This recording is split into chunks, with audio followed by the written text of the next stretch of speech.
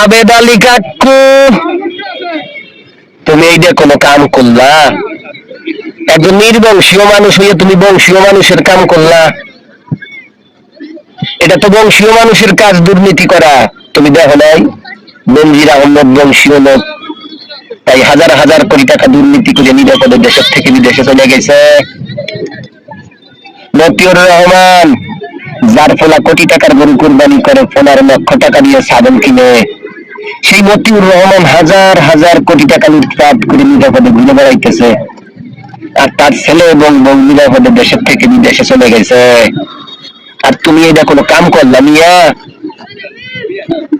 তুমি দেখো নাই নোয়াখালীর ফরহাদ কি একটা ইন্স্যুরেন্সের পরিচালক ছিল, হাজার হাজার কোটি টাকা দুর্নীতি করে আলিশান বাড়ি গাড়ি বানাইছে, দুইটা পোলা নিয়ে শত শত কোটি টাকার ব্যবসা করতেছে, বহুত তাগিয়ে দেখিয়ে বেড়াইছে, কই তাদের তো ধরে না।